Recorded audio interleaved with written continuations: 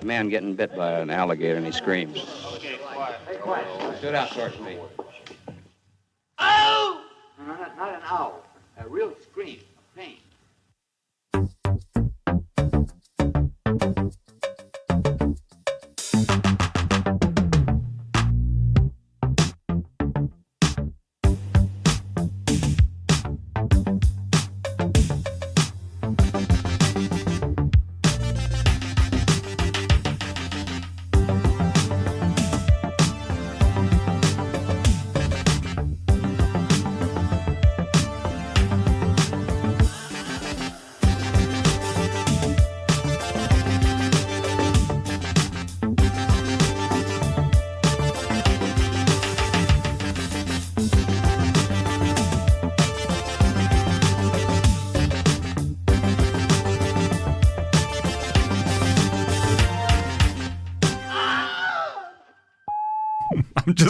I'm like, what the fuck is going on with everything? Right. That's just kind of like my entire life at this point. Like, what the fuck is going on with everything? You can't kill a simple Mexican drug lord without the whole world falling apart. I know. This is crazy. I know. It's ridiculous. But look, I don't know. I'd be upset too. If I were part of that I don't know. Right. Wouldn't you be upset if like your cartel leader was murdered? I just figured it's the next guy up, right? I mean, it feels like it's all part of the game, baby. I know that this is not like, I'm sure that they're terrible human beings, and obviously they're but I like the idea that this guy was so beloved because he was just like running a really, like, he paid his people well and everyone had good health insurance and like. What if they did though? Like, what if they did? Right. What if this guy was like, look, I know that we're in the business of like destroying people and all this stuff, but look, the benefit package that you'll get for coming on board. He's like sponsoring like Narcotics Anonymous for his clients, and like, look, we want you to take the drugs, just not all of the drugs. Like maybe right. Look, we don't make any money when you're dead. It's probably not NA. It's probably like a harm reduction model. Right. A leveling out of like, look, these are recreational drugs. You only use them occasionally. Let's focus on the word recreational, not habitual, chronic. We know they're highly addictive, but what we can do is but what we can do is we can offer a good life insurance package for the ones you leave behind. Right. Yeah, an organization that like takes responsibility for the deaths of its clients. I'm like, look, you don't even need to sue us. What we'll do is that if your relative dies by taking, you can prove that he's taking our product, our smack, we'll pay out, 20% of what he spent on, or what they spent on drugs. Look, I would think that'd be a really good marketing ploy. Like, if you're trying to get people to take your drugs on your product, I would think that'd be a good ploy. Right. Well, look, why doesn't Marlowe do that? Yeah, exactly. Or like, I keep smoking. DraftKings, or any one of these. Jesus Christ. But like, okay, so let's just say, I don't know but you have to imagine that the profit margin is ridiculously high. Crazy. Right? Crazy So high. let's say that we don't need to become, we don't need to have tigers and big, huge. We make sure that we protect ourselves. We have enough security. Who are we, those magicians? I forget their names. Right. Siegfried and Roy. And so we also then, I know that this lends itself to, cyber attacks and things like that, but if you could keep a insulated record, of what your people spent, just give them some sort of like methodology. Give them a membership card. Right. Yes. It's like Costco. Right. And each time that they buy smack, they check in, and then you put that into a fund. Like an escrow? Right. That gains interest. And, so you take out your profits, right? Of course, right? You take out a healthy profit, but not a ridiculous profit. This is capitalism, after all. Right. You still make your 10 to 15%. You take the rest of it, you put it in an escrow account, and then at that escrow account, if that person ever dies, and he has to die, they have to die because of drug use. It has to be proven that it's drug use. Now, does it have to be a direct link? No. It could be okay. Like your body deteriorates or something along those lines. Okay. all we need is a doctor's note that says that this person passed because of long-term drug use. Yeah. And then we'll pay out 50% of what they put into that account. And again, that's going to be a 50% or 30% of what they spent during the entirety of their drug use. This all makes sense to me. I think this is a really good business plan. I think if we could find some angel investors, we might want to take our own advice and just follow this up. I think we'd make pretty good drug lords. I'm going to be honest with you. Because we care. Right. We care about the people. We care. That's why we'd be so good at it. Is because we care. Right. Drug lords with conscience. Yeah, and you don't need to set it up like New Jack City, where you take over. What was the building called? I can't remember now. I forget, but it was a big building. But they took over. Oh, it's right there. But they took over that building downtown New York. Have you watched New Jack City I don't know. I usually watch it once a month or something like that. just out of force of habit. It's not very good. Rockabye, baby. No, it's a terrible movie. It's really bad. It's like a really rated R kind of like ridiculous Batman movie, and it's like a weird like homage in the worst way to like Scarface. But yeah, that being said, I think it's called The Carter. We take over the I Carter, think so, right? Yes. Yeah. So I knew it would get to me eventually. So we could have a Carter, but it could also be like a holistic place where you could take drugs and then we could separate it out and also have a rehab center as well. So if you wanted because we could make money from the rehab center too. Oh yeah. Absolutely. Yeah, this is good. Would we take insurance at the rehab center? No, we would have our own insurance company. Like we would make. We're getting in there's where the real money is. It's ridiculous that the health insurance companies here in this country are not about getting people healthy. They're just about making money. Right. Like they're their own economy. It's so ridiculous, isn't it? Yeah, it's like just as bad as drug dealers. And we sat, if you watched the Super Bowl, like there was one ad about like eat normal food. And it was also like a very fat shaming ad. It was a Mike Tyson ad. Like he was like, I wanted to kill myself when I was 345 pounds. And then he bites an apple and now he's all good. And like it's just this like eat food .gov. Oh yeah, I heard. I did not watch this. And then the rest of it was just every other ad was like gambling Ozempic? or fast food or processed food. And again, whatever. It's funny that the one like pseudo positive ad was based on one fat shaming and class shaming and apples and using Mike Tyson, who did he rape somebody? Didn't he rape somebody? He was convicted of rape. I'm pretty sure he raped somebody. He, I guess, served his time.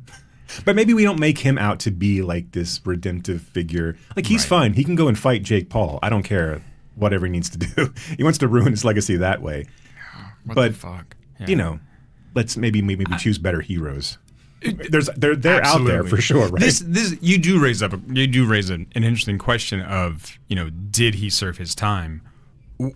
We're not very good about that in this country of saying, okay, you served your punishment now. Well, okay, Mike Tyson's maybe not the best example because he is like back in the public face and like making money. But in general, once somebody spends time in jail, you're fucked. You're fucked forever. It doesn't matter. Yeah. You're just fucked. So there is no. You could have been a model prisoner. You could do everything right when you get out. It doesn't matter. You're still fucked. Yeah. You're not getting gainful employment. Right. Yeah. Unless you. Yeah.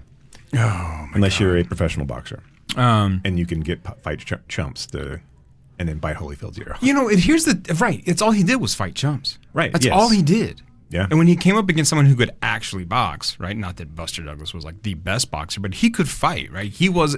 Buster Douglas could fight, but also I will say, look, I'm not going to denigrate Tyson's early career. I do think he fought a lot of chumps, but he fought some people, and like he was just Larry Holmes? Yeah, I guess Larry Holmes was on the downside, but I mean, like, one had Gus D'Amato not passed and like kept in his life and like sure. Look, I don't think he had great technique. He was never the greatest boxer, but the guy had ridiculous power. Oh, no. Okay. So I'm not trying to shit on Tyson like at all. No, because I think he captured growing up watching him fight, right? There was nothing like it. Right. One, the dude was scary as Yeah, fuck, yeah. right? And fast, right? And could just, knock, the punching power there, right? But I do think, yes, with D'Amato, but also with Teddy Atlas as his trainer, I mean, that's what kept him going. When Atlas had the falling out with him too. Right. I mean, that was it. And that's when you have $300 million in your bank, and you can't hear nothing from anything from anybody. Except Don King, right? Telling you, fuck it, like whatever, kid, you're the greatest. Right. So yeah, it's just like what happened to Tommy Morrison in Rocky V. I mean, it's the exact same thing.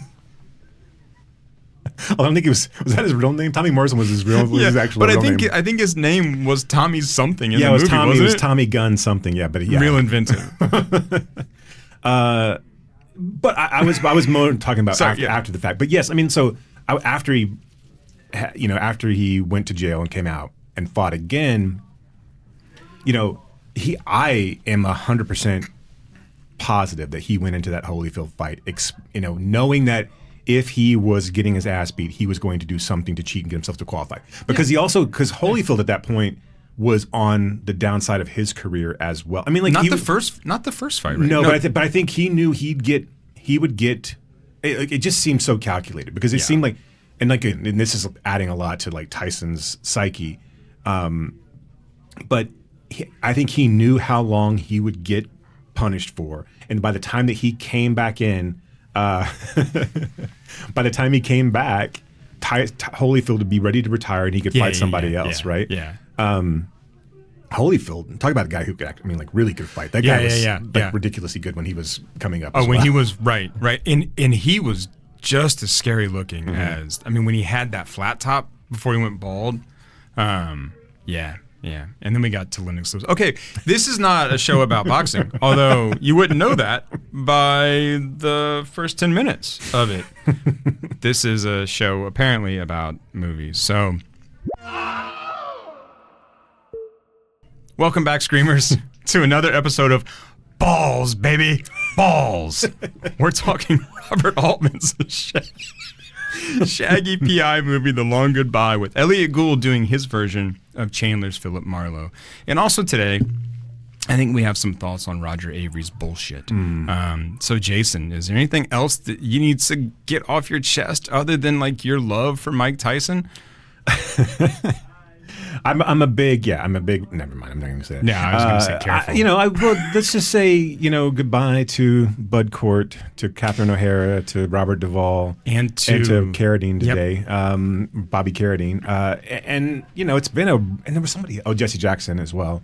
But in the movie world, we lost some heavy hitters. And I think, particularly Bud Cort we sleep on because he had the accident, his career got kind of derailed, but man, I know we talked about him in Brewster McCloud, but he's such a fucking icon. Yeah. That and for me, I grew up with him being next to those kind of quirky roles, and he was always the voice of Edgar in Electric Dreams for me. That was was like my one that's when I really loved. And then of course, Harold and Maude is obviously, I think, his shining moment, but man, one shining moment. yes.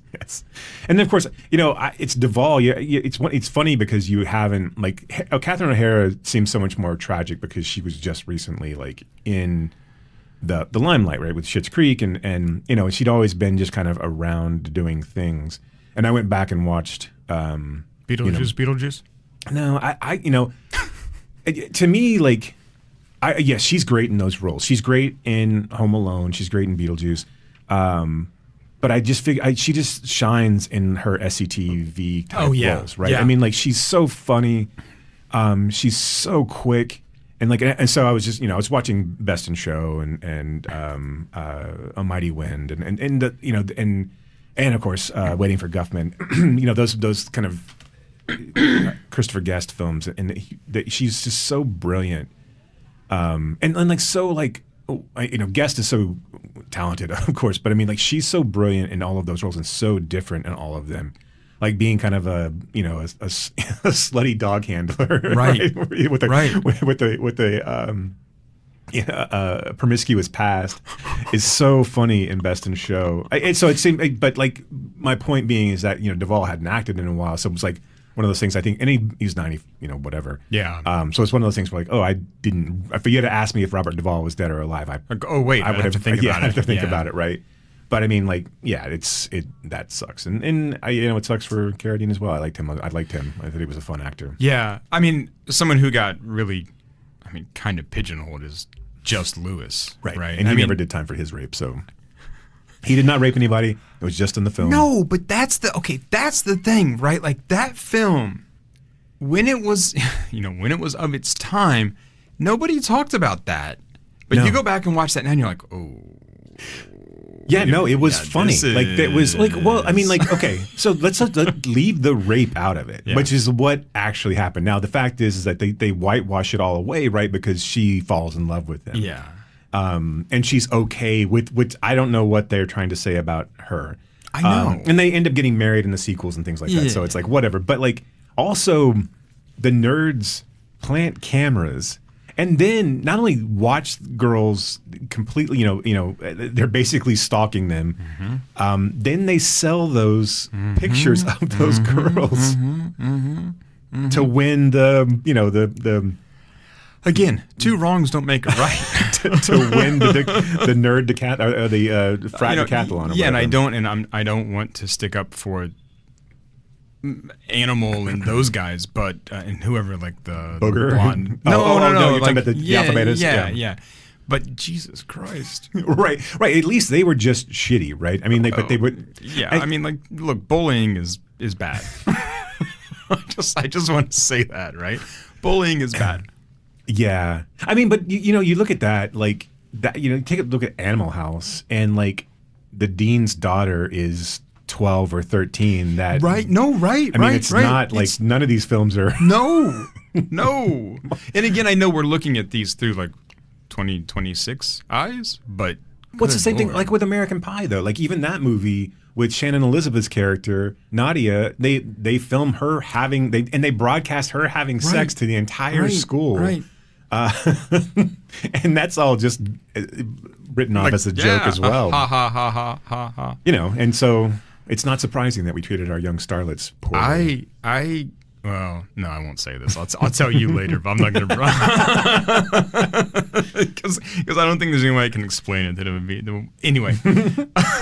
So yeah, R.I.P. to some heavy hitters and to some legends. Do we want to talk the Avery shit first? We're going to talk long goodbye first. Let's talk the Avery shit first, so that we can like get it out of our system. Yeah. So this is. Here's kind of a headline, right? Oscar-winning Pulp Fiction co-writer Roger Avery has launched a Texas-based AI production company, General Cinema Dynamics, partnering with massive AI studios to develop 3 AI-driven feature films. Now, I want to read you this quote. I go out there and try to get stuff made, and it's almost impossible. And then I built a technology company over the last year, basically making AI movies, and all of a sudden, boom, like that money gets thrown at it. All of a sudden, just by attaching the word AI and the fact that it's a technology-based company, all of a sudden investors came in and we're in production on 3 films now.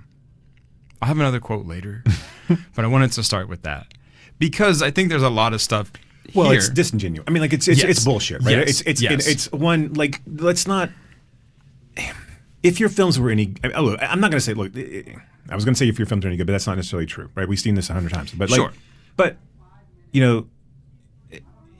if you, I don't know what you're doing. I don't know what if you can't get your movie made without AI. And you can now, and you're getting money thrown at it because you have AI, your movie still is a piece of shit. Right. And now it's going to look like a piece of shit and carry the stigma of being a piece of shit. And like, we're not to the point, even if you have tons of money, you're not to the point where they can make this look believable. They can make this, like, you can still see every commercial that's being put out there that's AI looks like shit. You know that it's AI. Every short film that Brad Pitt and Tom Cruise shit, I mean, it all looks flat, watered out. It's all, and it's garbage. Right.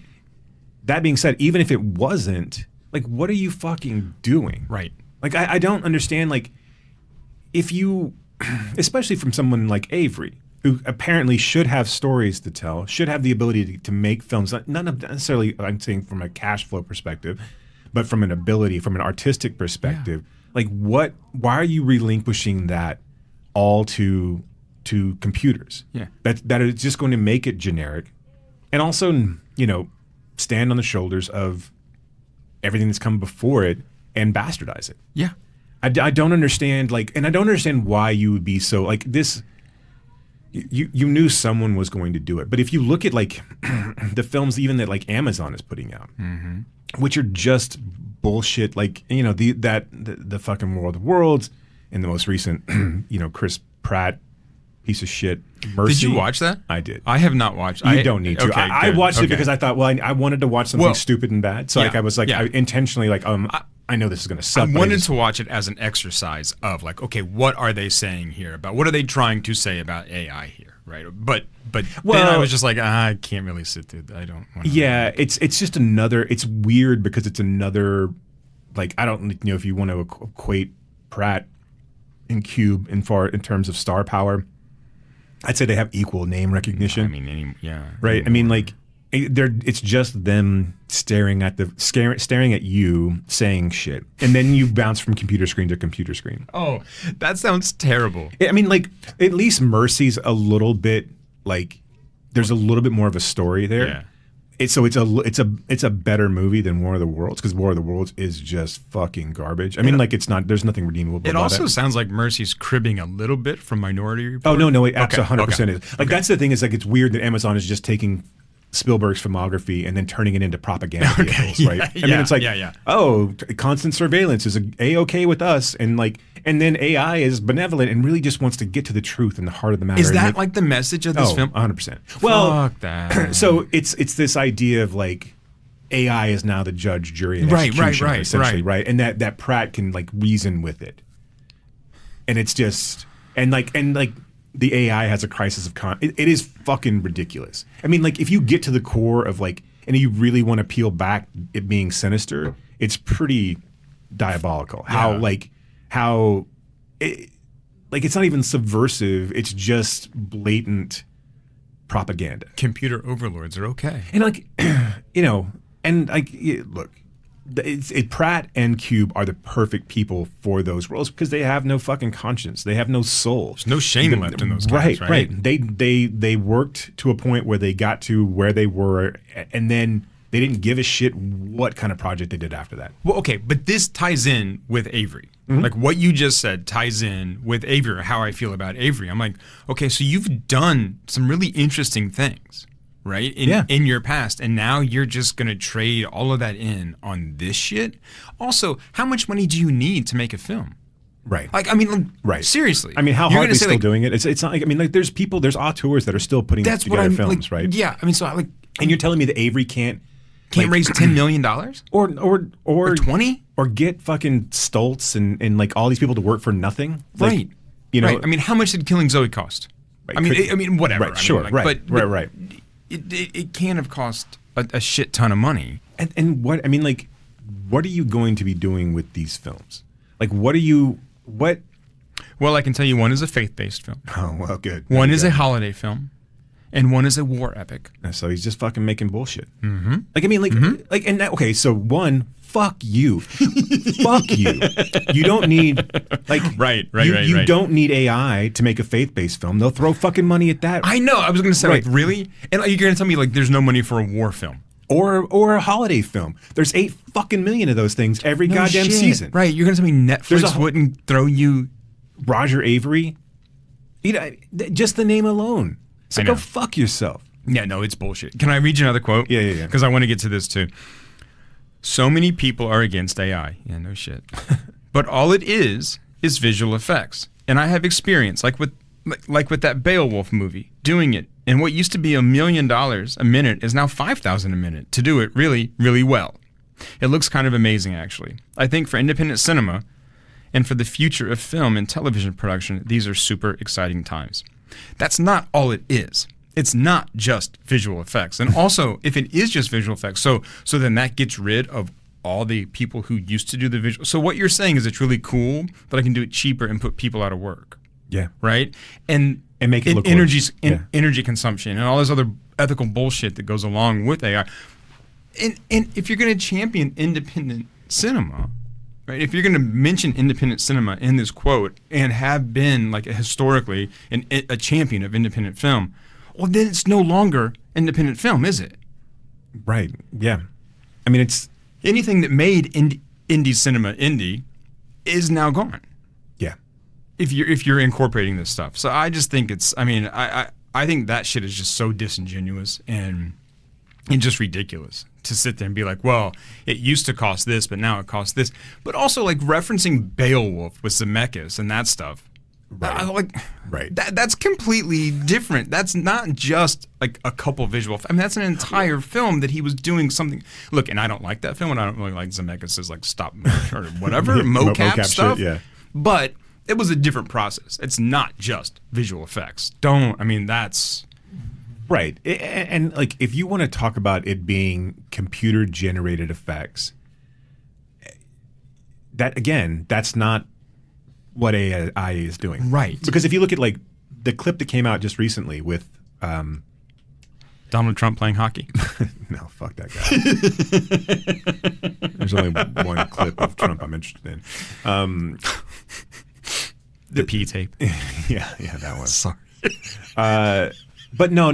The Transformer. There was a Transformer clip somebody made. It's just a little short thing that someone was like, "Oh, and this took $200 million to make, and then blah blah blah over so many years." And this is like one. You realize that there's a reason, right? That's how all technology works. Yes. And also, you're just stealing from someone who spent $200 million to make something. Right. And again, I abhor the Transformers films. But I'm not going to sit there and say they. I mean, like, yes, I don't. I think they do. I think from a visual perspective, I think they're horrifically ugly, and just chaotic in a way that's not visually pleasing. What do you expect from Michael Bay?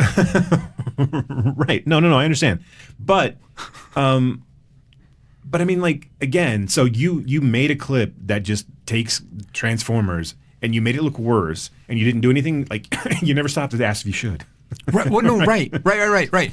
So yeah, I mean, so again, and like Avery is not taking into consideration all the appropriation of existing material that these films are going to use to generate trash.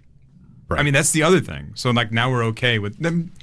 I mean, the one of the bigger things with AI in general is that, right? Is the scraping for content, right? And just taking other stuff that people have done, right?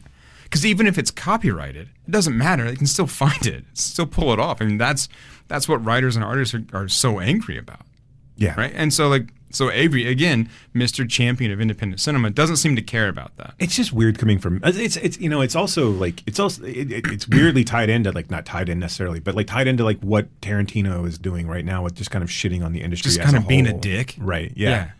It's weird that like he's kind of existing in this space of shitting on people.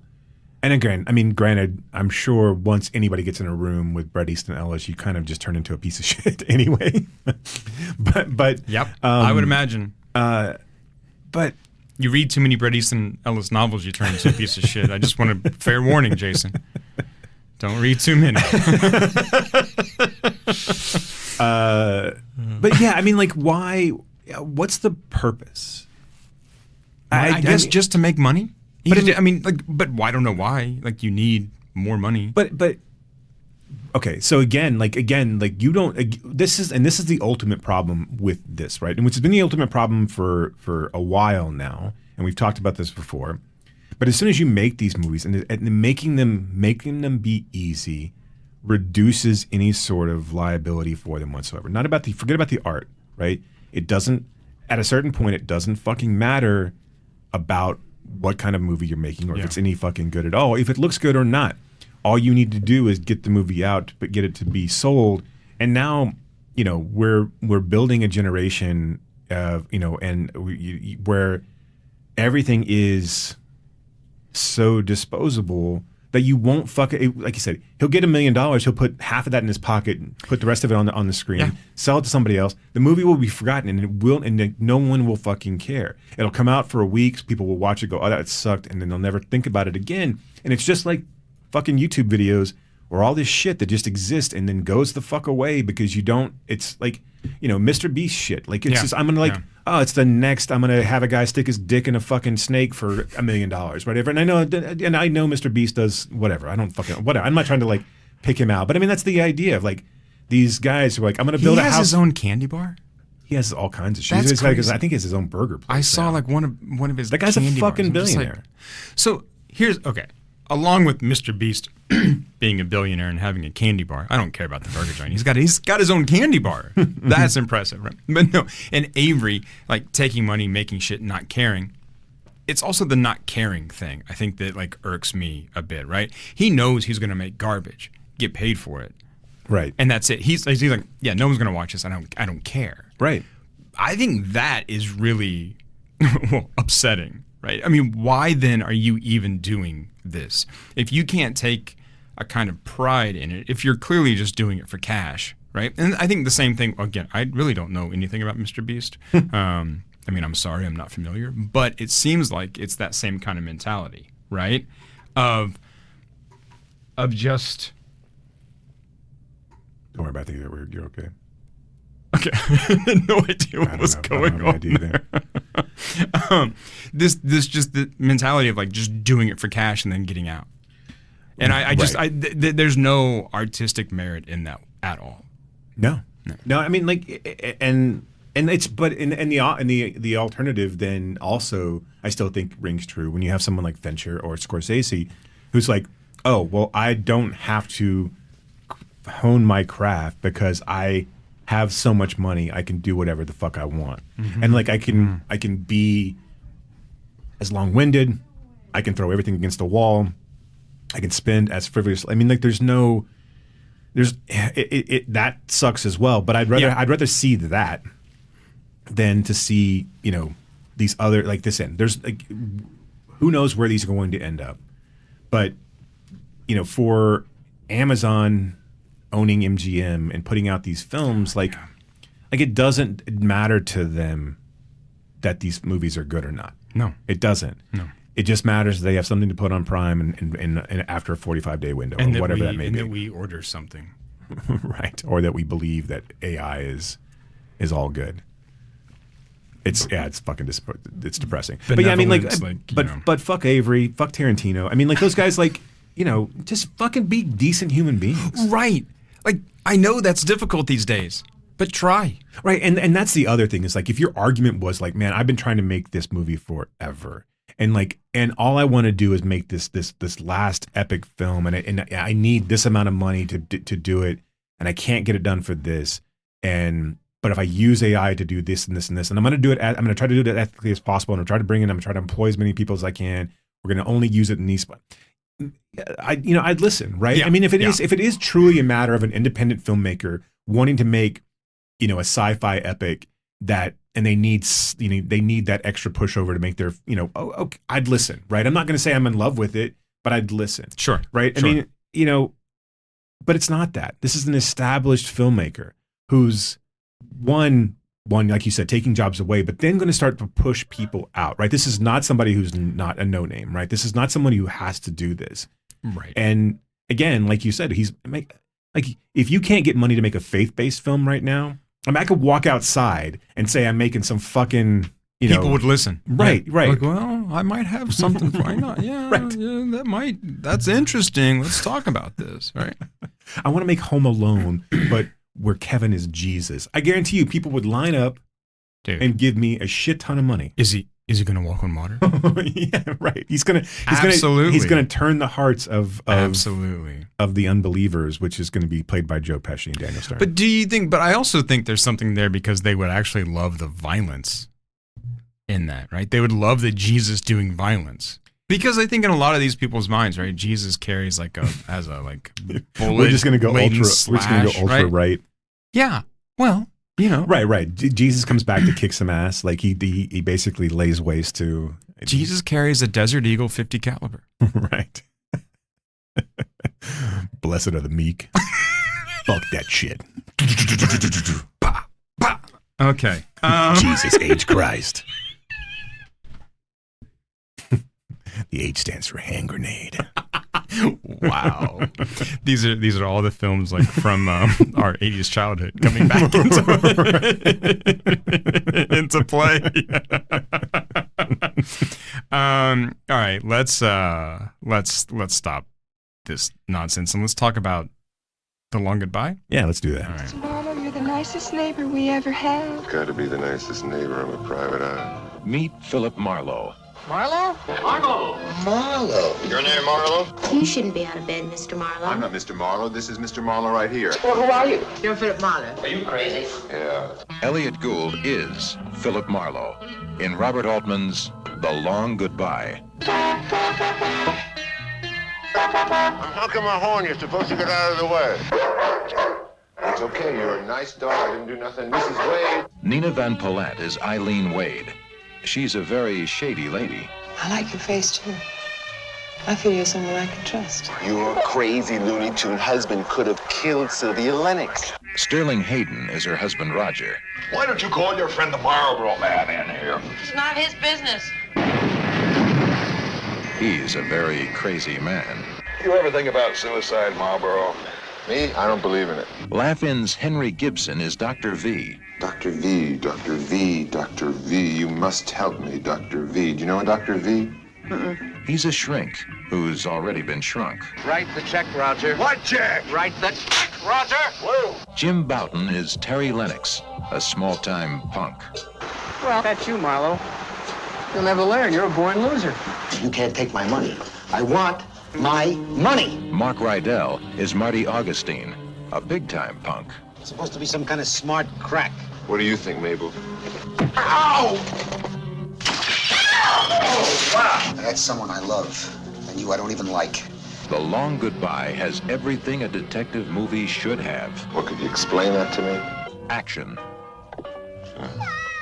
Suspense. Listen, Harry, in case you lose me in traffic, this is the address where I'm going. You Thank look you. great. Harry, I would straighten your tie a little bit. Yeah. Harry, I'm proud to have you follow me. Mystery. What the hell are you doing here? That's right. I'm getting ready to sing Swanee. Swanee, how I love you. I don't understand. I don't understand it at all. Beautiful girls. Exotic locations. Hey, Mrs. Wade! An exciting chase scene.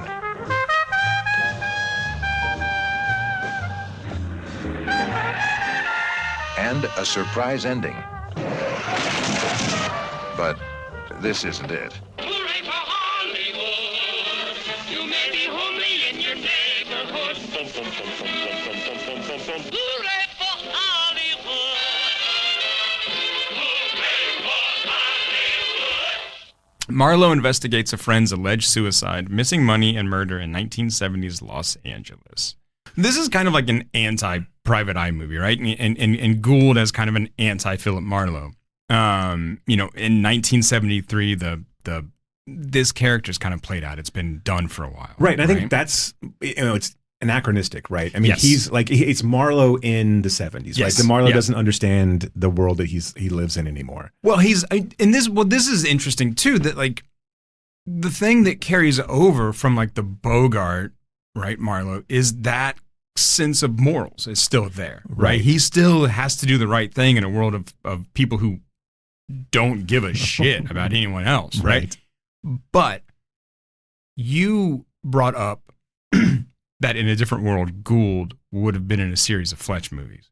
Yes. And so I kind of want to like use this as a frame to sort of at least start talking about this, because I know Fletch is not a PI, but he's an investigative journalist, so he's kind of a PI in that film. Right. Right?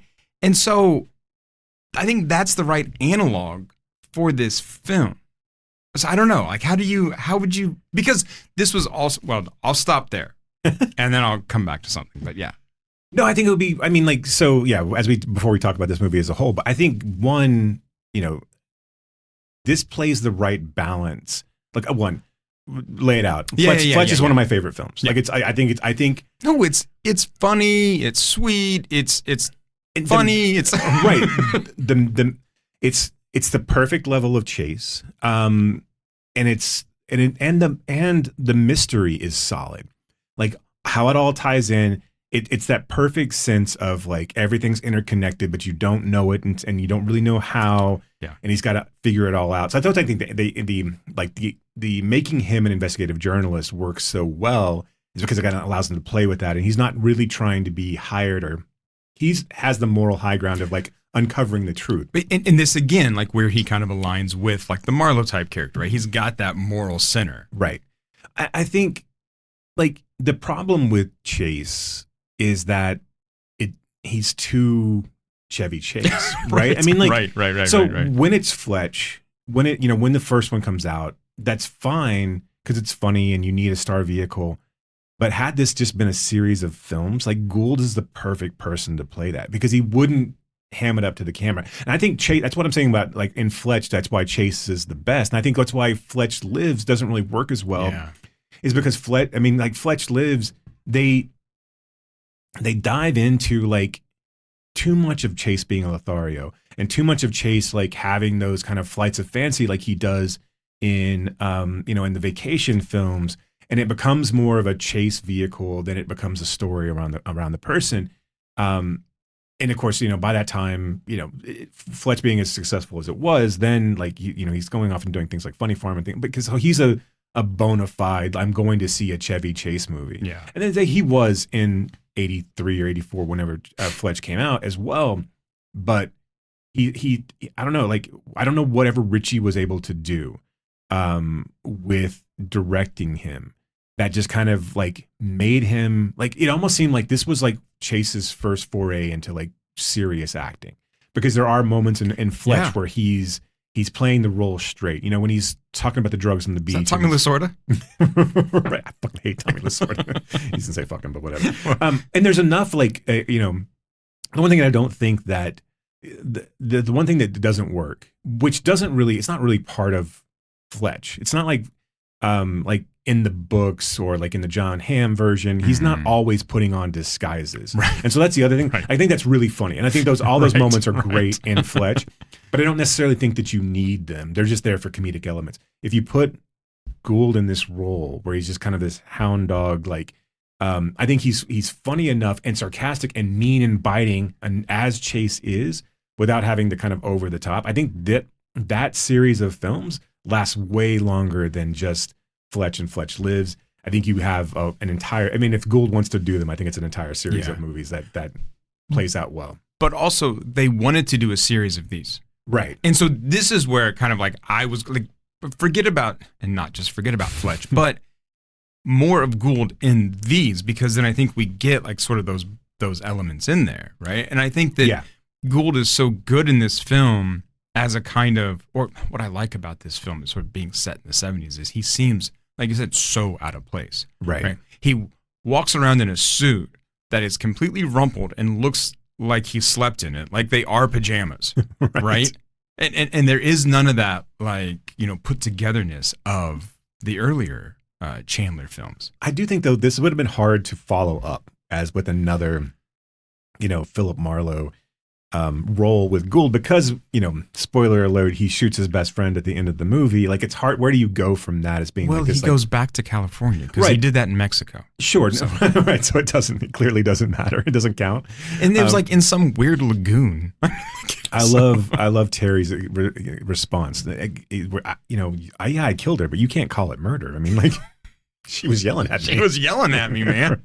She was upset I was having an affair. Like, it's so good. I saw her face, buddy boy. Well, it's this movie, and so I mean, it would have been great to have. It's interesting because Gould is like in a down point in his career right now. They have to like do a whole psych evaluation, to get him on this movie. Altman's not the first choice. Bogdanovich is, which I also think is an interesting choice for this film as well. Mm-hmm. But then I don't know if you read this too, but then at a certain point it seemed like that they had hired Gould to lure Altman in. Right. I think United Artists was like, we want Altman to do this, and so we'll put Gould in the spot so that Altman will come on board. I mean, I think the whole like that whole process is really interesting. I don't know. I mean, like but the way that this is all structured, I find the timing of this film and like what they tried to do with it really, really interesting because it feels like Altman is a good 10 years ahead of everyone, but every film that he makes, right? I mean, he and like sometimes it works and sometimes it doesn't. Like this, it's it's funny to me that this comes out a year before Chinatown, and like to me, this is I like Polanski's Chinatown. I mean, but I don't think it's this. I think this is so much more interesting to me because it's not really about like a convoluted, murder mystery. It's about Marlowe. It is about him kind of navigating. A man and his cat, right? A man and his cat. It's about friendship, right? And it's about the betrayal and about trying to like, and it's so like it's interesting that like audiences. One, I think they marketed this poorly, and if you look at the trailer, especially the first trailer, they play it kind of as a serious detective potboiler type thing, and then they hire, I think Jack Davis is the artist's name, if I'm getting it correct. They re-release it a few months later with this like kind of like Mad magazine kind of artwork, which I love that poster. It's great. But like to kind of sell it as this comedy, which I think also is marketing it wrong. Right. Because it's not this hilarious. It's less funny than California Split, which I know comes later. But like, and it's obviously less funny than MASH. This movie's not ha-ha funny. No. Like there's moments that I think are good, but they're just, and funny, but I think they're just kind of good and funny because they're normal, like out of the they're Altman things. Yep. Like when he's talking about like, there's a lot of rat-a-tat-tat dialogue that's really that Gould pulls off well. And I think the whole like, oh, is this where you're supposed to tell me that, I don't ask the questions, you don't ask questions, I ask the questions. Like, but also there's a moment where what I need a cat for, mister? I got a girl. Right. But there's also like, Gould is so good and different in this as opposed to MASH or opposed to California Split because he's kind of this bumbling idiot as well. Like his insults don't land. His like they have no salt whatsoever. He's not like he's good with cops, but then when he gets in sort of any sort of like and granted when he's on the beach he's drunk and he's talking about sticking 2 sand crabs up your nose and like going. Would you go tweeze your eyebrows? Yeah. Like none of that shit. It's funny, but it doesn't really make. It's just like he's drunk. It doesn't even make sense. That's great. Again, he's the one scene when he's sitting with Wade's wife, and he's talking. They're just off the cuff. He's just talking about how the butter comes out of the chicken and how's that work? How do and you get the butter in the chicken? You cut the chicken and the butter comes out. How's that work? It's like there's moments you did all like this yourself. There's moments like that like that's why I think like you really like even now you just don't get filmmakers that have that level of confidence that allow movies to exist in this space like a real life like there's no reason to have those words in this movie. No, it doesn't. It doesn't add anything other than just kind of ambiance. And but like, and how do you script that? Like, I know that like a lot of between the Altman, are Gould's and the guy who played Wade's character, Sterling Hayden. Yes, I know. I just couldn't pull it. I was just like trying to get through it. But that a lot of that stuff was. It was between them, because he was always high and drunk the entire time. Just completely fucked up. Right. Which plays well. Boy, that performance really shows it. Right. But you either think he's the greatest actor of all time or he's really just fucked up. Yeah. Which maybe a bit of both. Yeah. True. But I think it really works well for that Hemingway type of character that he's playing, right? Yeah. Yes. Yes. I think everyone is so pitch perfect in this. I think Altman does an amazing job at casting. I think the Schwarzenegger cameo, even though you don't care about that, but like 'cause at that time anyway, it's so great. Right. It's such a great like callback to early Schwarzenegger career to have him just sitting there like when he's unbuckling his pants, like his chest is just bouncing up and down. He's so big. It's gigantic.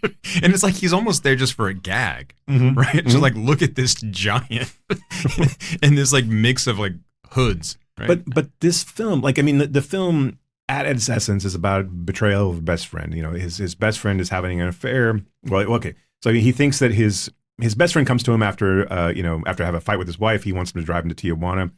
And then the next morning, Gould's character gets arrested because that character's wife had been killed, and and then later on we find out. Well, anyway, and then he gets out of jail when it comes out that his friend committed suicide, and so they think that the cops think that Terry killed his wife, and then went to Tijuana to commit suicide. And then somebody hires Gould because he shows up on a paper to go and find her husband. He's at this rehab center. Yeah, it's kind of like a new agey, right, California special head shrinking place, right?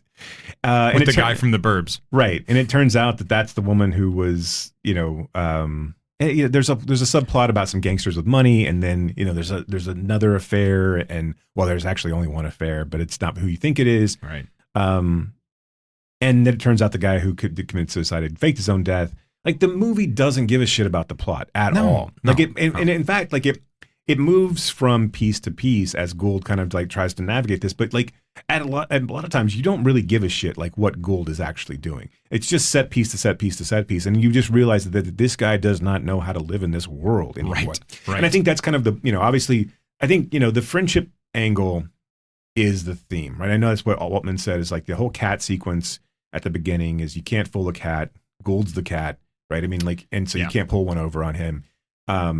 Or you can't lie to a cat is the idea. But I mean, I do believe that this is a movie about a guy who's out of time and doesn't understand the world either. He lives next to some hippie women that are always topless and doing yoga and making hash brownies.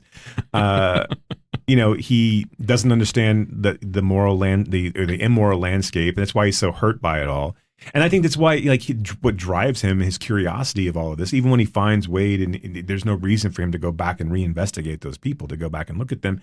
He does, because he doesn't really understand really, truly what's going on. He doesn't understand the hippy-dippy new age rehab place. He's intrigued by this guy who seems like a throwback to his time, of like kind of a drunken sailor time. Yeah. And then when men were men. Right. And he doesn't give a shit. He's a writer, but doesn't give a shit about women's faces. He only cares about men's faces. And then he's confronted with these gangsters who want money, but they won't believe that he had nothing to do with it. Right. And so now that he's tied to these people, it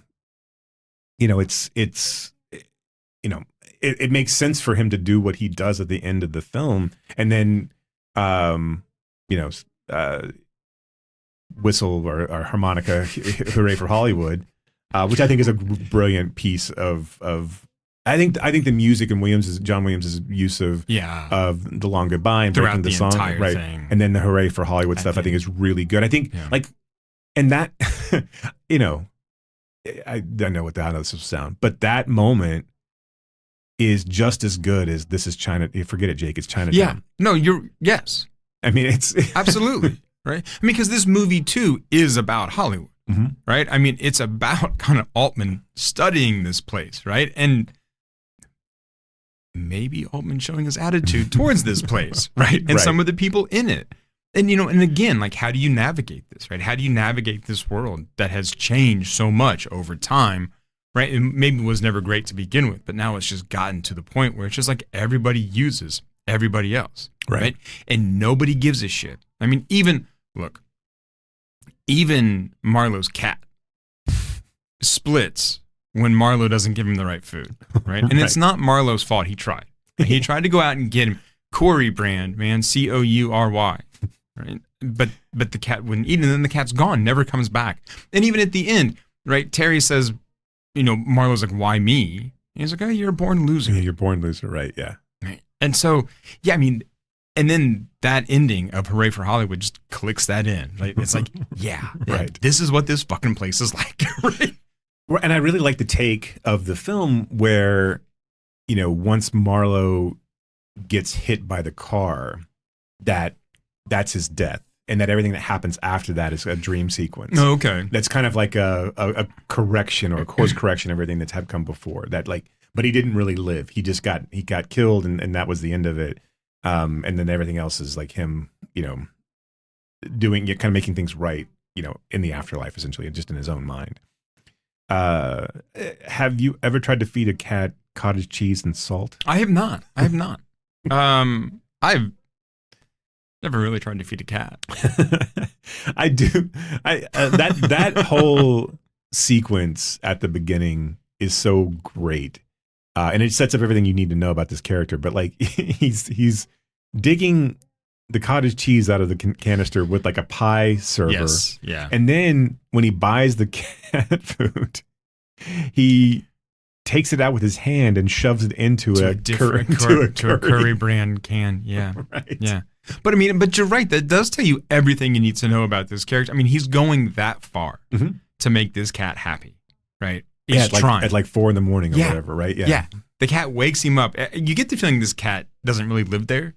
Right. Yeah. He just kind of comes in when he's hungry. He's got a cardboard door, basically. Yeah. Right. And so Marlowe's trying his fucking best to take care of this cat. I mean, he goes out to the store, does all this stuff. He goes out to the store, buys the wrong cat food because it's the only thing that they have. Because they're out. And then he makes a show. He goes to the kitchen, closes the cat door, out. closes the cat out of the kitchen. So the cat won't see him switching the cat food. And then he comes out and is like, oh, that's right, you were hungry. Come on, we'll make you some food. Come on, Corey Brand. See, it's what you like. But no, but again, I mean, if you want to talk about grounding like the moral center of this character, there you go. Right. Like, that's it, right? Because no one else in this film would do that. Right. And like no other filmmaker would do that. Would take that much time to right. show this that is a 10-minute sequence at the beginning of your movie. It opens the fucking film. Right. A private eye with his cat. He's trying to trick with the food. And we haven't established the story. There's so many things in there that just feel like you have to have like Altman just thinking that they're funny or quirky. But we had, and if I can't believe we haven't mentioned it yet, but we had a guy who has a Jimmy Stewart impression. Oh, that's right, and a Walter Brennan impression. Right. he's like a gate guard at the neighborhood where the rich people live. Right. Like, why does that character exist? Like, no idea. Like, why because it's Hollywood. Oh, right. No, I understand. But I mean, I think it's showing just like that everybody there wants to be a star anyway, right? But no one else does that though, and like, it's the butter out of the chicken comment. I mean, like, it's just a thing that I think Altman finds like that he finds, but we find funny. Right. The sequence where the one like the one gangster that stays back to Harry? watch, and like he tries to climb the fence and the fence opens. And just. And then you're not supposed to let me see you follow me. Right. And then he's like, hey, just in case you get lost, here's the address I'm going to. And then he tells the gate guard, let this guy through. I kind of like him. But he really likes Walter Brennan. Right. Yes. This is why we switch recording studios. Yeah. This is awesome. This is this fucking place, man. I gotta tell you. I mean, I know this is not the time or place for this, but it is it's gonna be the fucking death of me. Well, we all this nonsense. I mean, our time's coming for us all. Yeah, I know. And now I'm like too old to move across fucking country. Anyway, right. But I mean, again, I don't know how to like. I know that this film, like, surprisingly, Pauline Kael liked this film. I had that. So. Look, it's rare that it happens, right? But I agree with Pauline Kael when she called this film comic and melancholy, a high-flying rap on Chandler in the movies. She also talked about Gould's performance as his best yet, right? And praised the film for achieving a self-mocking fairy tale poetry. Yeah, did most critics just go in expecting like I don't know. No nuance in films in like the 50s Bogart, and 60s and right? 70s? I mean, like, they had to go in thinking this was going to be like another. So, I mean, like, yes, I would imagine. Okay, so would this film have done better were this not a Philip Marlowe flick? Because, I mean, like, by this time, like, most of Marlowe's films had been, most of Chandler's novels had been adapted. Like, This was one of the last ones. Do you really, and like this, like, they took huge liberties with this. This is like the screenwriter was saying, like, if you just the screenwriter, it was Lee Brackett. Yeah, I know. Come on. But I think it's interesting, and I'll let you I'll let you finish. No, but like, no, it's fine. Go ahead. But I mean, she wrote The Big Sleep too. Mm-hmm. I mean, so you're bringing in someone who can sort of adapt the nonsense that these Chandler novels. I mean, they were convoluted to begin with. So sorry, go ahead. Right. Yeah. And I think that's what, like, I mean, when was the last time you had? I guess when was the big sleep then? I mean, like when was the last time you had like a really honest to goodness? Yeah, like it would have been the 40s and 50s. Yeah, I mean, like it wouldn't have been like even Mitchum. Like it wouldn't have been. Well, Mitchum like, was after. Oh, that's right. That's right. There's 75. Yeah. So I mean, yeah, you would have had a huge separation, and this would have been kind of one of the first neo noirs that existed, right? I mean, like because again, it comes before Chinatown, which is kind of the godfather of neo noir. Yeah. Really. So I mean, like, I don't know. It's weird that this film didn't get contemporary recognition, because they were expecting this kind of like straight-laced, I want to know, like I'm going to have this, back-end voiceover and we're going to make him wear a fedora. And he's going to fall in love with someone. Right. Yeah. He should have had sex with both of the women and really truly loved like one of his secretary or somebody. Like it was always kind of like the standby, right? Yeah. I mean, but yeah, I mean, or, have this complicated relationship like there was with Lauren Bacall's character. And, right. And get too in deep into this. And like, but yeah, you don't need any of that. No. No, but I mean, I think you hit on something there where like, if people went in, what does it say about viewers or critics at the time, or maybe critics now, where they go in with such expectation, not of quality, right, but of content. Right. And also just like consistency of like I want the thing to be a thing that I think it is. Like I don't want any sort of variation. Like, you're leaving no room for sort of surprise, right? Right. For curiosity or for like to just be sort of taken in by. I mean, I think going in, like you can go in expecting something good, but if you go in expecting X, Y, and Z, then you're almost always going to be disappointed. Right. I mean, it's why like all of right. like the Star Wars people got all hissy fit like with the like newer films or whatever. I don't know. I don't understand these people, right? That's why. but it's I just don't think you can do that and then sit there and just like shit on the film or like because it wasn't this thing that you wanted it to be. Right. That's what bothers me. Yeah, and it just feels like and again, I get the marketing and but like it just seems like from a critic's perspective, like were you really like digging into 3-minute long trailers and oh, this is you were gonna go see this fucking anyway, right? I mean, like why watch a trailer why at all? Yeah. Like why not let this be a contemporary take on the genre? Yeah, because it's interesting. Right. But I mean, and I guess if you're looking for like, and also you knew who Altman was at this point. No, I know. Right. You knew like, oh, this is an Altman Philip Marlowe flick. Okay. So I've already seen an Altman horror film and I've seen an Altman war film and I've seen an Altman Flight of Fancy film, like a really kind of, it's probably not going to be exactly what I expect. Right. But like Ebert and Siskel liked it, right? Which was good, right. But I think that's kind of it, wasn't it? Yeah, them and Kale, and I think there were a few others that were, but yeah, I think all in all, this was kind of a middle of the road, and it didn't, they had to like, it was in Los Angeles and like Chicago, and then they pulled the New York screen. I mean, like, so they had to re-release it later on, and like, I think another one of those, like, it's one of those things too. It's like a weird. Like even moralistically, with Marlowe killing his best friend in Mexico, and the idea of like, and his best friend being so flippant about like, it doesn't matter, we're in Mexico now, and no one's going to care because I'm dead. Yeah. And so they're going to, and like now the gangsters aren't going to care, so there's no reason for the cops to get involved because we returned the money for the gangsters, right? And so like. I do think there may have been a little bit of like, why is our hero killing somebody and then walking off and whistling and yeah. But I mean, like, this is also, you've still seen like Mean Streets. I mean, it's like there's things that have been like, there's movies that have been downers at this point that have been like, not that this movie is even that, but I mean, like, there's been movies that have subverted expectations, and this is what you're going to go in and like. Shit on it because it's not a fucking classic Raymond Chandler fucking movie. Right. And how many of those do you fucking need? Like, we don't need the same film. We don't need the same version of Marlowe over and over and over and over again. And Altman's correct. And like you've already seen really, really good versions of those films already. We don't need Gould doing Bogart.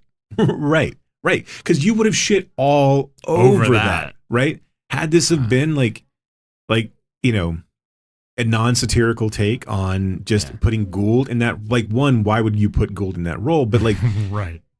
But yeah, had it have been that kind of nonsense, and like, had you been really tied into like trying to figure out this plot, like, who gives a shit? No, the plot's inconsequential. Like, it doesn't. It's just like The Big Sleep. I have no idea what's going on in that film. Right. I've seen it a number of times. I really like that movie. Yeah, but I couldn't tell you what the fucking plot is. I mean, I have no idea, really. Right, yeah, no, me you know, but again, like, I don't care. That's not really why we're watching it. Same thing like here. It's not really why we're watching this film. Right.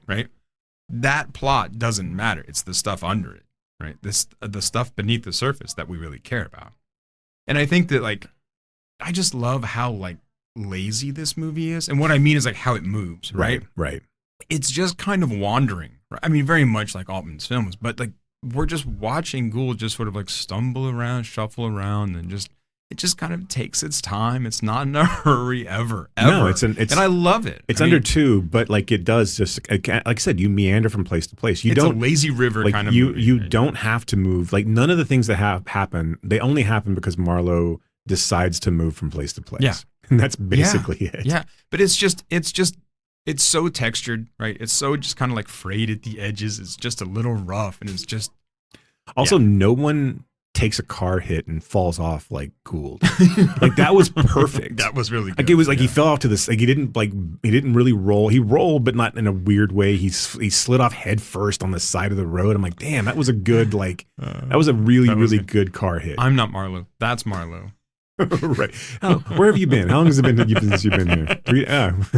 What does she say? Like, it's been like 3 days, and she gives some weird reason. It's like, I think she had the flu, or like, so yeah, don't get him sick. Don't don't breathe on him. Yeah. I don't. What was I gonna say?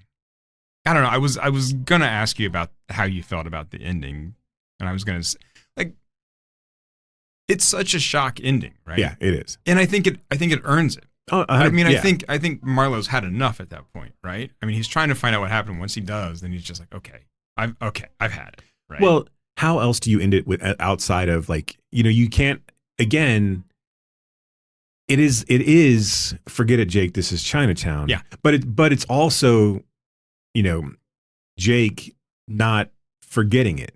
Right. It's a fuck you. Right. Fuck you. Right. Fuck you. This is not Chinatown. I'm going to fucking do what I fucking, I'm not going to, like, just get rolled over. Now, there's something to be said, obviously. And one of the great endings of movies, like it's something to be said about, like, realizing that you're going to get fucked by the system. The system, it doesn't matter, right? Yeah. But also, I like, this is not that, in the sense of, like, you don't have to get fucked over by your friends. Yep. Fuck your friends. Yeah. Fuck you. Yeah. Just shoot them in the chest. Guess we weren't really friends anyway. Right. You think I'm a loser, right? Well, here you go. How much of a loser am I now, right? Huh, bitch.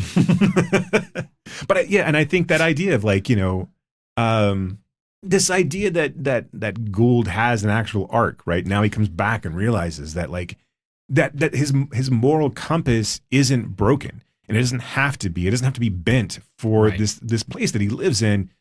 He can take control of it. He doesn't have to be who people see him as, you know, as being, right? And it's kind of taking charge too for his misreading of his friend. Right. Like, because through this movie, he defends him the entire time. Right. He's right. Like, he would never do that. He would never do that. He's my friend. I've known this guy for a long time. Right. And then at the end, he's kind of like, taking charge of that. Yeah, I think it's a great, I love the fact that, you know, the embodiment of the immorality, which I know this is a little touchy because it's a female, but, like, the embodiment of the immorality sees him and is now worried about what's going, like, now, he's not a loser, right? She sees it. He doesn't acknowledge her at all. Nope. But you see her, right? And now she's like, I've got to deal with the aftermath. You know, you just got to deal with the aftermath of the murder. But you don't see that. You just realize that she knows that he knows, and that what's going to happen next. She's going to always have to live under this guise of, because she's the immoral one. Yep. Right? She's going to have to continue this path of, like, of deception. And she can't do anything. I mean, like, right? She's going to go back and find her lover murdered, and what is she going to do? find somewhere else to go. I mean, Right, right. she has no sort of recourse after that. The Mexican cop scene is so fun too. Like they like fall over themselves to like give him coffee and like and show him whatever he wants to be shown. Like and then when they confess to just like doing everything, like, oh, I took the pictures and I put a gun up to his head. And I gave him a shot that made him look like he was dead. And they're just like, it's great. Right. It's just so funny. Yeah, we met Mr. Madison. But as much as the plot doesn't matter in this film, I do think it's a really tight script. I mean, I think everything makes sense. Like, right? I mean, like, Wade is distraught, so he kills himself by the sea. Yeah. Like his wife doesn't want that. I mean, like she's obviously unhappy in the relationship, but she doesn't. I mean, she just wants that to end. But mainly because he's drunk and high all the time. Yeah. You know, Terry brings the money back because he doesn't want these guys coming after him anymore. Right. You know, there's a lot of coincidental and perfect timing things that happen. Yeah. But I mean, whatever, that's fine. I mean, that happens in all movies, right? But again, so, like part of going to the movies is suspending disbelief. Right. You only have 2 hours to tell a story. Like you can't stretch it over months. And months there are right? ways to make these things acceptable, and I think this is a film that does that. Right. I also think that one reason that the script feels so tight too is because, I mean, and I've talked about this before, but Altman does things like compartmentalize, right? Everything is like a little vignette, a little self-contained scene that, yes, kind of flows into the other, but really only through like echoes and never really like a straightforward plot. I mean, even MASH, right? You had like a little bit here, a little bit there, and then you put it all together like in your own head, right? Except for the football game. Right, which it does feel like an add-on in a weird way. Takes up way too much time. Right. But for a first film, I'll forgive it. No. Yeah. Right. And it was probably a huge part of the novel that he couldn't get. He really couldn't get rid of it. And also, if you're going to have like, if you're going to have those people in your movie, you probably have to have that scene in there. Yeah. But I also think that what Altman does so well, and why you think that this plot doesn't really matter, but the script's really tight, is that like, and I think one of the reasons he does these things of like adding these conversations in is because they're interesting. Like like you don't feel like this movie ever drags because everything that happens, every interaction that Marlowe has, every conversation that he has feels real, but it also doesn't feel pedantic. It feels like it has meaning. It feels like it's two people actually conversing and trying to figure one another out, or trying to convey something about themselves to the other person. And like, and especially for Marlowe, it really does feel like he's just like, okay, I'm going to listen to all these people and say quippy things back to get them to continue to talk to me so I can figure out where the fuck I am in this world. But only like half say them. Right. Mumbles.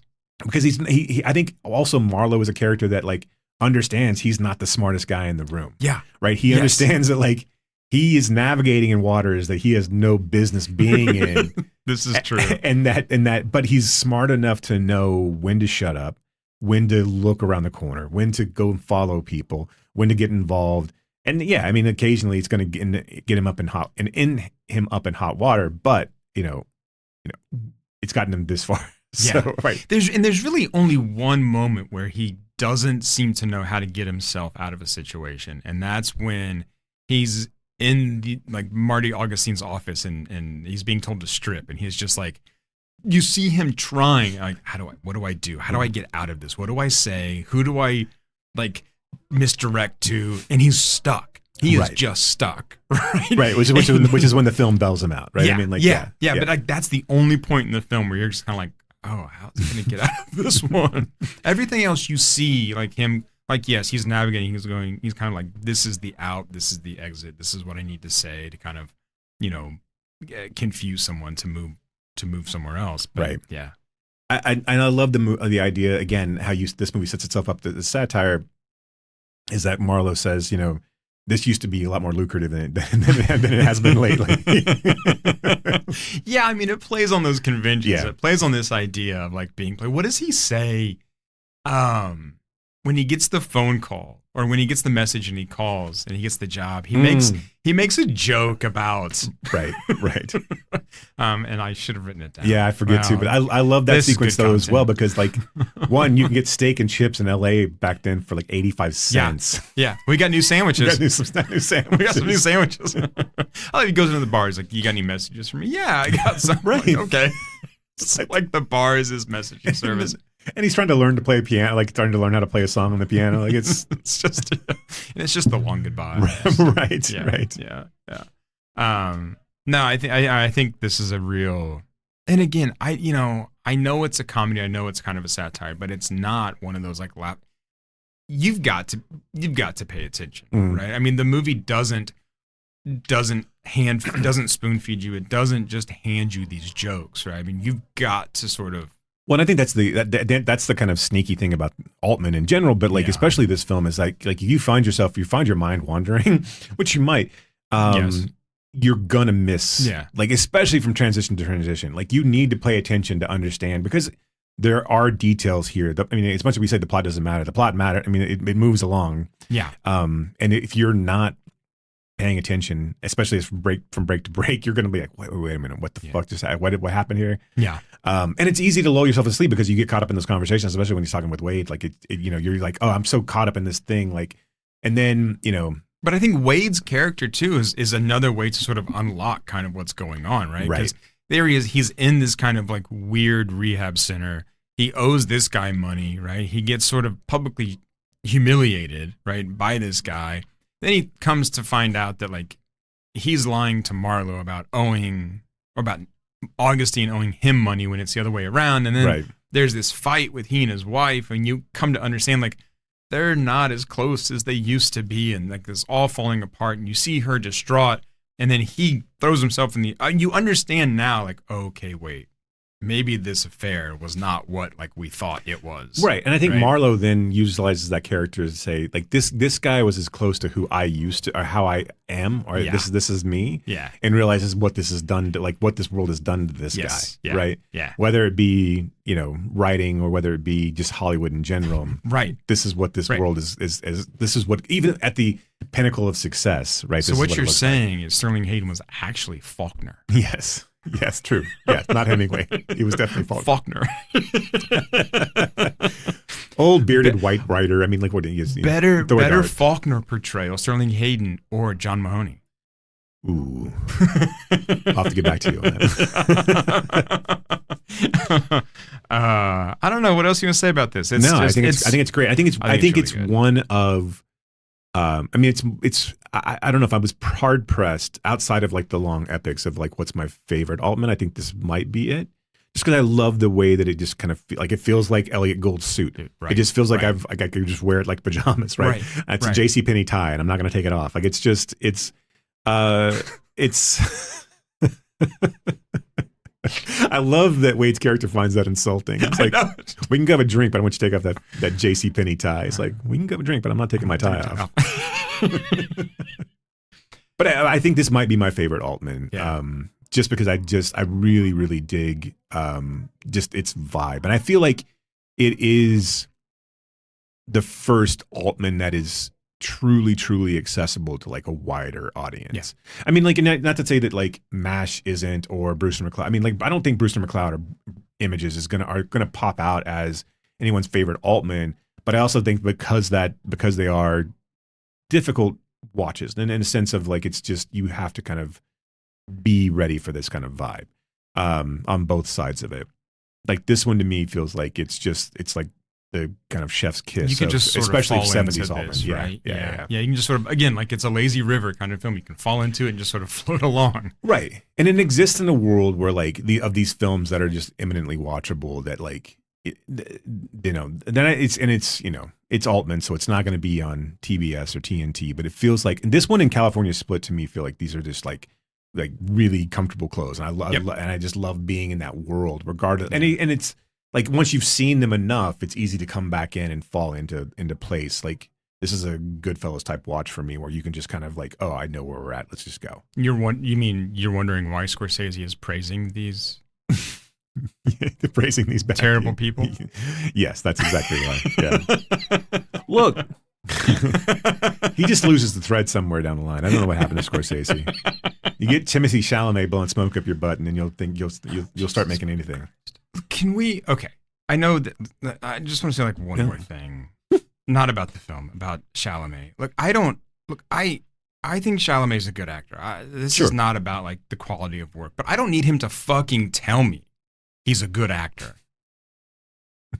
Do you know what I mean? I don't need anybody to tell me how good they are at something. That just really, I don't know why. Well, no, I do know why. It's because I'm like a Gen Xer and I hate myself. Sure. But like, being up to me like, well, I've been doing really important, heavy work for a while now. It's like, dude, shut the fuck up. I like, okay, sure, great, you have, but like, are you that insecure that you need to tell all of us, or do you not think that we can see that? Right. You don't see Austin Butler doing that shit. And that man was Elvis. He was. And or whoever like, he played in Dune. I don't know. Yeah, that bald black and white guy. Yeah. He lived that role. No, I just think it's like horseshit.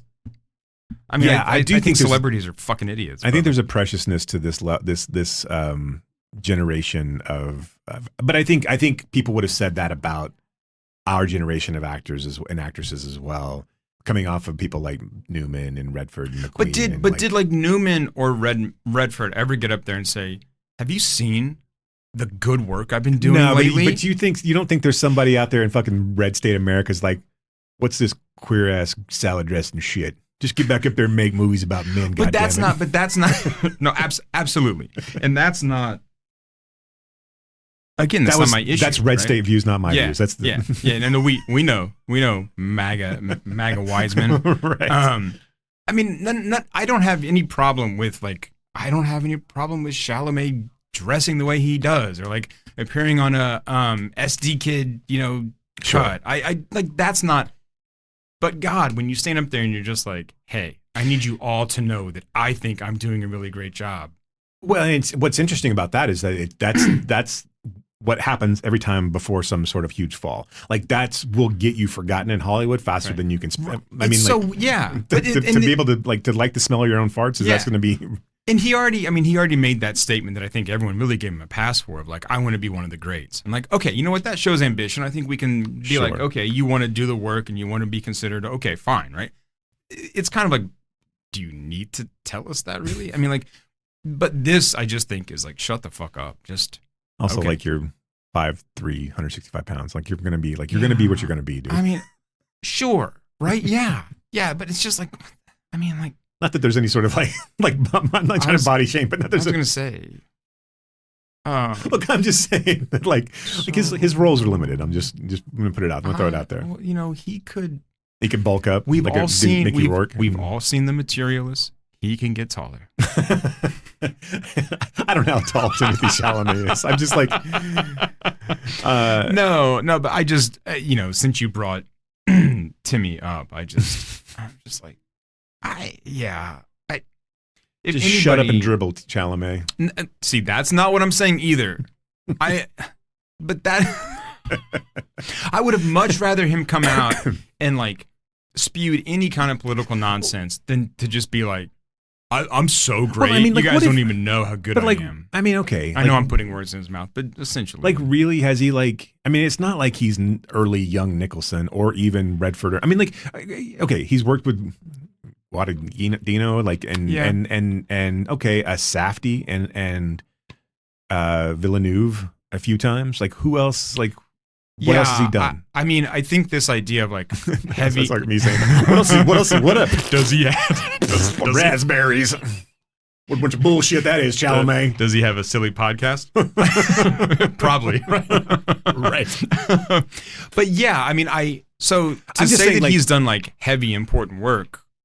What does that mean? Mean, right. Like, and also, you don't get to determine what's heavy and important. So that's something else, right? Doing like really great important work. I'm like you could say you're selective about the things that you do, or like you're looking for is he though? Like his bones and all that selective? I mean, not. I don't know. Hot Summer Nights or whatever. People like that movie. I mean, okay, like, well, but I did not. Those are people. I mean, like, people like a lot of things. I don't know what your point is there. I don't know what is his filmography. I don't know what he's done. Like, I mean, like everything that he's done. Like, so Lady Bird. Okay, but I mean, like he was a small role. But I mean, yeah. Dylan. I'm sure he's considering the Dylan thing in there is like important. Okay. Work, that I always forget about that, and like I don't care about that, to be honest. I mean, like it's just, no, right. But I mean, look, I think Marty Supreme. I think Call Me by Your Name. I think those are the two things that he can kind of hang his hat on. Little Women. No, it's not a Timothy Chalamet. No. But I'm thinking like just in terms of like quality of films too, right? Because I don't think Beautiful Boy is something that I need to like. No, that Steve Carell film. Like, I mean, like, yeah no, I don't care about it. No one cared about that. The Nick Sheff book. Yeah. Right. Yeah. No one cared about the shit. I mean, so like, but that's I guess that where you got to be where you got to be careful about saying shit like that is that there's 800 people who've done the same type of shit that you've done. Right. Right. And then gone nowhere. I mean, I think he's on the right trajectory. Yeah, I don't think he's going nowhere. I'm just like, why? I think he's making smart choices. It's just, I mean, aside from saying what he's saying. Yeah, and he was in French Dispatch. Okay, that's again. I know, right. I mean, everyone's in French Dispatch, so no, good for him. I know like, exactly. I mean, Yeah. I mean, that's the thing. I'm not gonna hang have you being in a Wes Anderson film. Like, I mean, yeah, if you're an indie artist at all, of any sort of import, you're going to be in a Wes Anderson film. It's at this point. They're all ensemble and I don't consider, and I know this is me, but I don't consider the Dune films to be. And they're not high art. Anything, right? I mean, they're not. They're so like, what do you? Just because you're boning a Kardashian, I'm like. Good for you. Dude. Maybe that's what he meant. Good. Yeah, I'm doing the Lord's work here, guys. Someone's got to do it. Oh well, and if that's what he meant, and I hope slow clap to him. I hope they're happy, right? Slow I hope clap that to him. They live happily ever after, and I mean, great. I mean, they're both probably 5'3", 115 pounds. Which one is probably taller? Which one is he boning? Dude, I don't fucking know. I have no idea. I know there's like Kim and Chloe and Carly and Kylie. There's and Kylie. What's Kylie Jenner, right? Right. Yeah. Okay. The other ones are Kardashians. Right. Kim and Chloe and Kiki. This makes us sound fucking so old. No, what's this third one's name? Condé Nast? No, Courtney Kardashian. Yeah. She's the one who was married to that fucking D-bag, I think. Oh, that one? One of them was married to Lamar Odom. One of them was married to a literal Nazi. And then one of them was married to some sort of pompous, rich kid. I can't and then imagine. And then it's Kylie and Congo, I think, is the All right. Who are the 5 Kardashian sisters? Courtney, Kim, Chloe, and then Kendall and Kylie. Okay. Which one? So Chalamet's doing Kendall, right? I shouldn't say doing. That sounds that crass. sounds bad. Yeah, that sounds. They're in a loving relationship together. It's not Kylie, is it? Let's see, Kardashian and it's a coin flip at this point. I know one of them normally dates rappers. Kylie Jenner and Timothy Chalamet. Oh, well, good for them. Are still together and going strong as of early 2026. Good. Marking over 3 years of a low-key, uncomplicated relationship that began in early. That seems very confident in your reporting. The couple is reported to be practically living together, with Chalamet publicly thanking his partner during a change. Why am I reading like that? Good for him. Yeah. No, that's well, great. I take it all back. He is doing important work. And I mean, like, Beautiful Boys is the most important film that's ever been released. Yeah. Ooh, can we talk about, like, just real fast, talk about Nina Pallant in this film? So, I think she's great in this film. But I do think it's kind of a, like, art mirroring life. Yeah, I know, right? She was having an affair with the novelist that, did the hoax about... Howard Hughes, right? Yeah. And then, so her ex-husband, of course, they had, like, the duo singing career together. Did you read about this guy? Yeah, a little bit. And how he died? Oh, no, I don't think so. Maybe I missed that part. He got murdered by other drug traffickers in the Philippines. Jesus. And I'm just like, I mean, it is so bizarre. Yeah. Right? So, he and his second wife got murdered by other drug traffickers in the Philippines. And see, I read his obit, and the obit just says, and look, as drug dealers ourselves, we would never murder. We'd have a stern conversation. Right. We'd have a stern talking. Right. I mean, you'd be put on a PIP for sure. Yeah. And we'd have to significantly review your performance at the end of the quarter. Yeah. But we'd never murder you. No. I want to read you the last paragraph of this obit. Though the couple separated and eventually divorced in 1976, they remained friends until Frederick's death from gunshot wounds. Along with his second wife, Susanna. It was a measure of their continuing closeness that Nina flew out to the Philippines to bring his body home to Europe. He died from bullet holes and bleeding out of those bullet holes. I know they're not going to sit there and be like, he got murdered by other drug traffickers, but it's death from gunshot wounds. Yeah, I guess that would do it. Okay. Any last thoughts that you want to wrap No. up I with think I today? go see. It's on Pluto and Tubi. You can watch it for it's free. easy It's to find. accessible. It's got some great artwork associated with it. It's just. It's got fun nudity.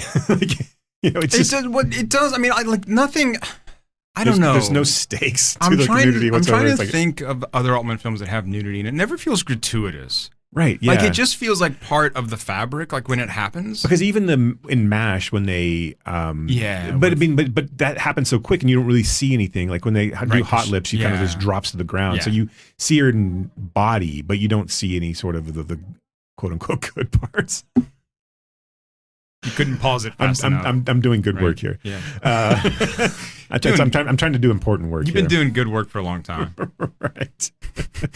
When will people recognize? But yeah, no. I mean, I think it's a fun anti-detective film, and I think Gould's great in it, and we should celebrate Elliot Gould more. Yeah. Really should. And yeah, so I think it'll very quickly. If you like Altman, it'll very quickly become one of your favorites. Yeah. Easily. Excuse me. Well, on that note, next time we'll do more Altman. We're gonna do some new films. We got to get back to the gift films. Dude, no shit, right? we're off kilter. Like the listener has no idea how much stuff has been going on. Yeah, it's crazy. It is bonkers. I got Gilder to frame for it. I have to got my country's 500th celebration. So it's been a lot of things going on, and you get some because you don't have your health, you don't have anything. Christopher Guest again. So it is so good. It was really Anyway, what Altman is next? Is it Thieves Like Us? Yes, okay. I believe that is Thieves Like Us. Oh, it's the German version. There's an umlaut over the U. Okay, so we'll be back here. Maybe with 3 films that I selected for our holiday gift exchange. Yeah, well, who the fuck knows? Who knows, guys? That's why you keep listening. Maybe we'll just talk about movies you guys don't even know about. Or boxing. Or that too. We'll just go. We're going to go. This podcast is going to turn into a fight-by-fight recreation of Tyson's career. I have thoughts on Ryan Davis's recent victory and WBC belt, but there's a deep cut maybe for people. All right. Until next time. Thank you all for listening, and keep screaming.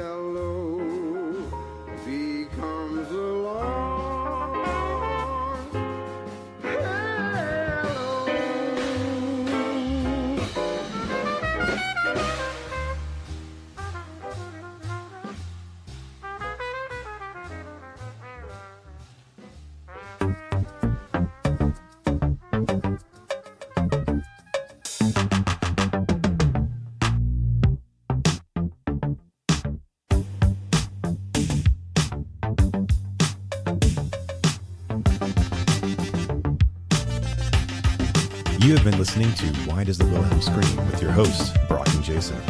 If you liked today's episode, do us a favor and rate, review, and subscribe in whatever application you use to consume podcasts these days. You can reach us by visiting whydoesthewilhelmscream.com. If you are in the DFW area, we would love to see you at a Fort Worth Film Club event. You can learn more about those and find a full schedule at fortworthfilmclub.com. And you can learn about my foundation and how we are trying to foster the next generation of film lovers at realhousefoundation.org. That's REEL housefoundation.org. Till next time,